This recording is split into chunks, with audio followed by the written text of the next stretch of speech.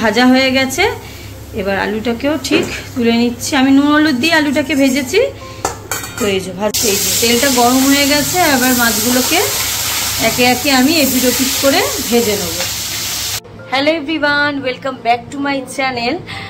আশা করি তোমরা সবাই ভালো আছো, আমিও ভালো আছি। আজকে এসছি একটা নতুন রেসিপি নিয়ে, মানে নতুন বলতে সামনে তো পুজোই আছে। তো পটল আর আলু দিয়ে কাতলা মাছের হচ্ছে কালিয়া। তো আজকে এই রেসিপিটা তোমাদের সাথে শেয়ার করব, তো সাথে থাকো আর দেখতে থাকো। এই যে মাছটাকে মা ভালো করে একটুখানি জলে ধুয়ে নিচ্ছে, কেন অনেক সময় আঁশ আর এগুলো থাকে সেই জন্য। আর এখানে ঝুড়ির মধ্যে জলটা ঝরতে দিচ্ছে। পটল আর আলু দিয়ে কালিয়া বানানো হবে। অনেক সময় আমরা কালিয়া নর্মালি খেয়েছি মাছের, তো আজকে একটু অন্যরকম ভাবে কালিয়া বানাবো, সেটা হচ্ছে পটল আর আলু দিয়ে। তো সাথে থাকো আর দেখতে থাকো। এখানে মাছটাকে একটু হলুদ আর নুন দিয়ে ভালো করে মাখিয়ে রাখবো। কালিয়ার জন্য আমি একটুখানি লঙ্কার গুঁড়ো কিন্তু দেবো, যাতে মাছটা একটু বেশ কড়া কড়া ভাজা হয়। মাছটাকে ভালো করে মা মাখিয়ে এখানে নিচ্ছে, নিয়ে এবার এটা গরম তেলে ভাজবে। আমি দিয়ে দিচ্ছি সাদা তেল। সাদা তেলটা দিচ্ছি এই জন্যই, যাদের অম্বল গ্যাসের প্রবলেম আছে তারা সবসময় রান্নায় সাদা তেল ইউজ করবে, তাহলে দেখবে অম্বলটা কম হবে। এই তেলটা গরম হয়ে গেছে, এবার মাছগুলোকে একে একে আমি এপিট ওপিট করে ভেজে নেব। মাছটা ভাজা হয়ে গেছে কড়া কড়া করে, এবার মাছটাকে তুলে নিলাম। আচ্ছা, সেই তেলেই দিয়ে দিলাম পটলগুলো আমি একটুখানি হালকা করে ভেজে তুলে রাখবো। এর মধ্যে দিয়ে দিলাম একটুখানি হলুদ গুঁড়ো, আর দেবো একটুখানি নুন। এই যে নুনটাও দিয়ে দিলাম, দিয়ে একটু ভালো করে একটুখানি নাড়াচাড়া করে নেবো, নিয়ে এটাকে তুলে রাখবো। পটলগুলোকে আমি ভেজে এগুলোকে তুলে রাখলাম। সেই তেলের মধ্যেই দিয়ে দিলাম আলুটাকেও ঠিক এরকম সেমভাবে ভেজে আমি তুলে রাখবো। ভাজা হয়ে গেছে, এবার আলুটাকেও ঠিক তুলে নিচ্ছি। আমি নুন হলুদ দিয়ে আলুটাকে ভেজেছি।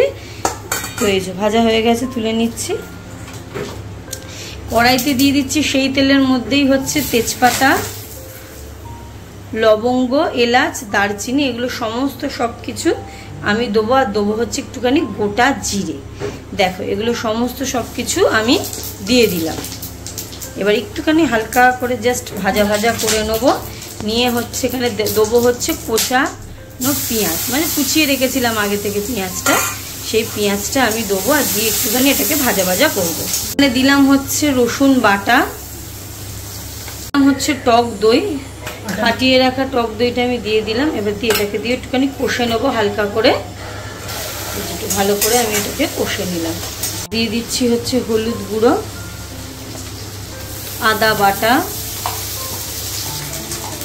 একটুখানি দিলাম মটন মশলা। ব্যাস, দিয়ে এটাকে ভালো করে এবার একটুখানি কষে এবার দিয়ে দেবো টমেটো। তোমরা টমেটোটা পরিমাণ মতো দিতে পারো বা নাও দিতে পারো, কোনো অসুবিধা নেই। এবার দিয়ে দিলাম একটুখানি স্বাদ মতো নুন,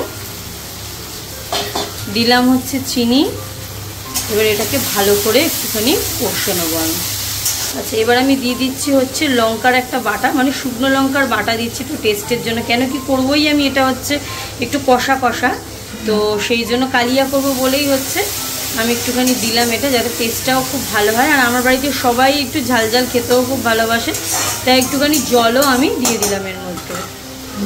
আচ্ছা, এর মধ্যে আমি আলুগুলো এবার দিয়ে দিলাম। আলুগুলোকে দিয়ে এবার একটু ভালো করে আমি এটাকে কষে নেবো। দিয়ে দিলাম কষানো হয়ে গেছে, এবার দিয়ে দিলাম জল। এবার একটুখানি হালকা এটাকে একটুখানি ফুটতে দেবো। এবার আমি দিয়ে দিলাম পটলগুলো, একে একে পটলগুলোকে আমি দিয়ে দেবো। পটলটা ফুটে এসছে, এবার আমি দিয়ে দেবো মাছগুলোকে। ব্যাস, মাছগুলোকে দিয়ে দিলাম। এবার মাছগুলোকে একটুখানি ঝোলের সাথে ফুটতে দেবো, হয়ে গেলেই কিন্তু আমাদের রেডি হয়ে যাবে। মাছটা ফুটে এসছে, হয়ে গেছে। নামানোর আগে একটুখানি গরম মশলা গুঁড়ো দিলাম। তোমরা বাটাও দিতে পারো গরম মশলা, আমি গুঁড়ো দিলাম, আমার কাছে গুঁড়ো ছিল। এবার মাছটা কিন্তু একদম রেডি হয়ে গেছে আমাদের। এবার নামিয়ে নেব। একদম কাতলা মাছের কালিয়া পটল আলু দিয়ে কিন্তু একদম রেডি। তো তোমরাও বাড়িতে এরকম করে ট্রাই করো, আর আমাকে অবশ্যই কমেন্ট করে জানিও।